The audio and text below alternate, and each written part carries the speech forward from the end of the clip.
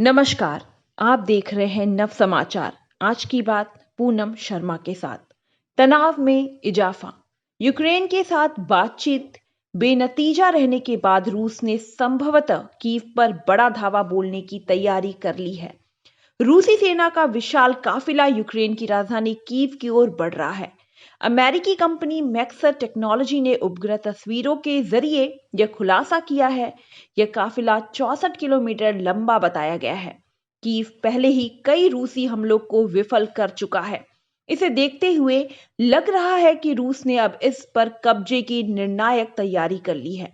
यह काफिला उत्तरी कीव की ओर जा रहा है। काफिले में सेना के ट्रक, बख्तरबंद वाहन, टैंक व सैनिक शामिल हैं। एक दिन पहले रूसी सेना ने आम नागरिकों से कीव छोड़ने को भी कहा था। रूस यूक्रेन के बीच 6 दिनों से जंग जारी है। रूस व यूक्रेन के बीच सोमवार को पहली बार सीधी बातचीत भी हुई, लेकिन वह बेनतीजा रही। रूस जहां यूक्रेन को हथियार डालने पर अडिग है, वहीं यूक्रेन रूसी फौज की वापसी पर रूस के राष्ट्रपति पुतिन द्वारा अपनी परमाणु फौजों को तैयार रहने के निर्देश से भी चिंता बढ़ गई है।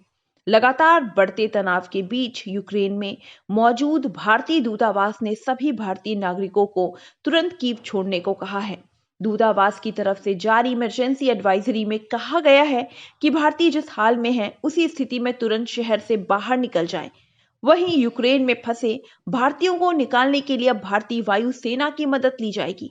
प्रधानमंत्री नरेंद्र मोदी ने एयरफोर्स के अफसरों को कम समय में अधिक लोगों को निकालने के लिए मदद करने को कहा है।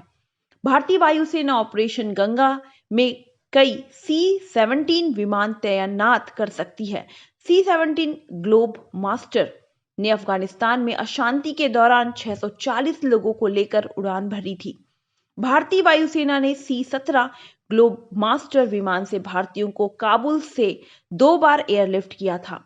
भारत के पास 11 C-17 ग्लोब मास्टर विमान है। इस विमान का बाहरी ढांचा इतना मजबूत है कि इस पर राइफल और छोटे हथियारों की फायरिंग का कोई असर नहीं होता। रूसी सेना ने यूक्रेन की राजधानी कीव को चारों ओर से घेर रखा है। इस बात की आशंका है कि जल्द ही रूसी सेना कीव पर कब्जा करके वहां की सत्ता पर एक कठपुतली सरकार को बैठा सकती है। ऐसा होता है तो यूक्रेन में इस कठपुतली सरकार को बचाए रखना रूस के लिए काफी मुश्किल होगा। इसकी मुख्य वजह यह है कि यूक्रेन ईस्ट और वेस्ट में बटा हुआ है। ईस्ट में रूसी भाषा बोलने वालों की संख्या अच्छी खासी है। ऐसे में यहाँ तो कठपुतली सरकार को समर्थन मिलेगा, लेकिन वेस्ट में यूक्रेनियन ज्यादा रहते हैं, इसलिए यहाँ इसका कड़ा विरोध होगा। यही वजह है कि इस जंग ने 1989 की उस घटना की याद ताजा कर दी है, जब दूसरे विश्व युद्ध के बाद जर्मनी का जीता हुआ हिस्सा लोगों के विरोध के चलते रूस के हाथ से निकल गया था। देखते रहिए नव समाचार, बेबाक खबर हर समय। धन्यवाद।